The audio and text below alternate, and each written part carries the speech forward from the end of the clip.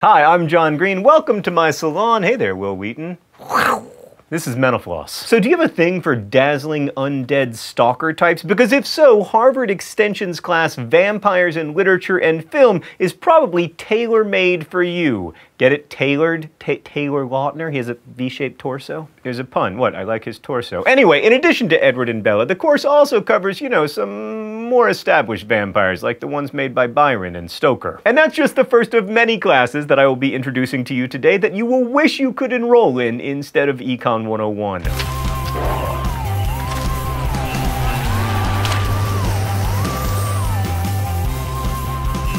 If your brand of horror is less vampire and more teenagers fighting to their graphic and untimely deaths, don't worry, you still have a place at Harvard Extension where they also teach the post-apocalyptic novel and film. Ah, Harvard, where you can study Pizza Zombie. Do Kenny's repeated and violent deaths seem more like social commentary on the plight of lower middle class American children in today's society than just animated entertainment? Yes? Then you should definitely check out McDaniel College's South Park and Contemporary Social Issues, which uses the series to dissect hot-button topics like euthanasia, immigration, and of course, who took the deuce in the urinal. Oh, look, a chicken! No, Mark, come back to me. I mean, oh, look, a chicken, the college course, which exists at Belmont University. It's actually a course that teaches college freshmen how to focus. How to focus on what? Like how to get lucky? Oh no, it's apparently how to focus on schoolwork. Required materials include Firefly, Dr. Horrible's sing-along blog, and Buffy the Vampire Slayer. You know that you are registered for an awesome class. I'm referring, of course, to Welcome to the Whedonverse, exploring popular culture through the works of Joss Whedon, which has been available to lucky West Virginia University students in recent years, though it doesn't appear to be in the course catalog for this semester. Which is too bad, because we need a lot more academic research into the question of whether the true OTP is Buffy and Spike or Buffy and Angel. The lucky students who managed to get into Professor Philip Nell's English 440 class at Kansas State University will get to visit Harry Potter's library, reading not only the books, but also J.K. Rowling's antecedents, influences, and contemporaries like Roald Dahl and Philip Pullman. So that's what's in Harry Potter's library. I wonder what's in my library.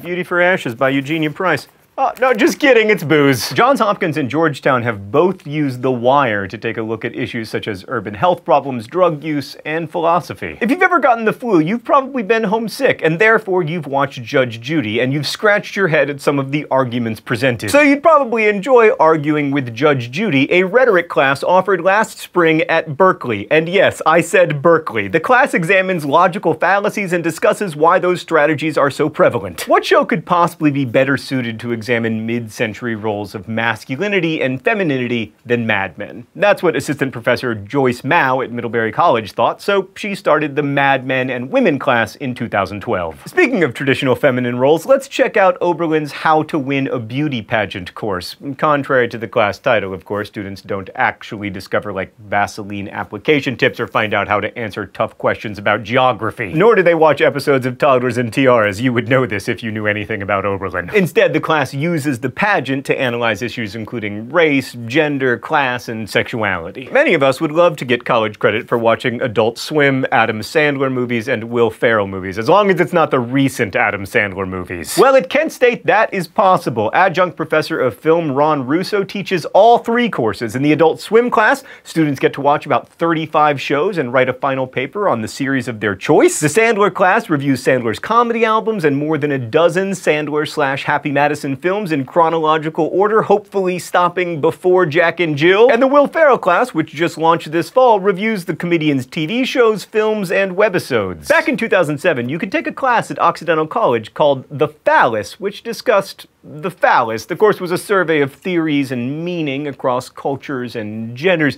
but you can't take that class anymore because it was so controversial it hasn't been offered since. The University of Iowa offers a course called Disney in America, starring the likes of Cruella de Vil and Simba, in which students get to learn how Disney has influenced cultural values, ideals, created Miley Cyrus, and single-handedly ruined American copyright law. Alright, Mike, before we even talk about this one, I gotta put a quarter in the staff pork chop party fund. Xavier offers a history of the pig in America, with a special reference to the city of Cincinnati, otherwise known as Porkopolis. The class looks at swine from their arrival with Columbus to current meatpacking issues. meatpacking issues. If you liked any of the episodes from our Summer Bummer series, then you would be a perfect fit for Things That Go Bump in the Night, a course offered at Hampshire College in 2011. Though it sounds like it's about like the boogeyman and creepy crawlies. In fact, it's about all of the strange things that your brain can be the cause of, such as the phantom limb phenomenon and out-of-body experiences. NYU offers a class called DJ History, Culture, and Technique. Lectures include guest spots from people like Grand Wizard Theodore, and for homework, students make mixes that will be played in the next class. If you ask me, an entire class on DJ Tanner from Full House sounds way more interesting. I mean, she had beautiful hair. Just like the little Mattel gal herself, Occidental's class, The Unbearable Whiteness of Barbie, has proved to be rather controversial, although I don't know why, because if you have seen her, she is indeed unbearably white. Also at Occidental, Mother Goose to Mashups, a class that attempts to answer all of those burning questions you've had about nursery rhymes and children's entertainment. Why are 3 grown professional men in a tub together? What was the cause of London Bridge's sudden collapse? And once and for all, what is Tinky Winky sexual orientation? The answer to that last question, of course, is none. Want to take a closer look at the career of Whoopi Goldberg? Head to Bates College and enroll in Goldberg's Canon, Makin' Whoopi.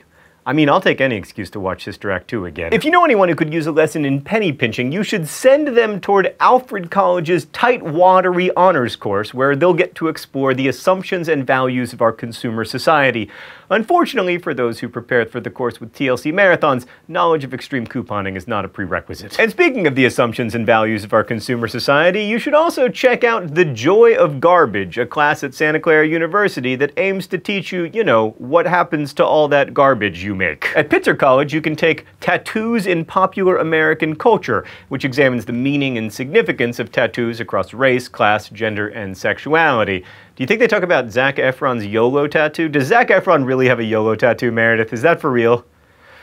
Oh. If you, like me, were an enthusiastic sufferer of Hulkamania and could absolutely smell what The Rock was cooking, then you should really check out MIT's open courseware class about American pro wrestling. And since it's an open courseware class, anyone can enroll in it. Students are encouraged to study at their own pace, which means that you have the perfect excuse to watch every episode of WWE Raw ever made, you know, in case that's something you're interested in. I will say, Mark, the Venn diagram of massive pro wrestling fans and mental floss video fans, basically a circle. And then there's the Sociology of Fame and Lady Gaga at the University of South Carolina, which allows little monsters to examine the bizarre culture of fame in the United States through the lens of Lady Gaga. Thanks for watching Mental Floss on YouTube, which is made with the help of all of these nice people. Every week we endeavor to answer one of your questions, and this week's question comes from Pumpkins Fly?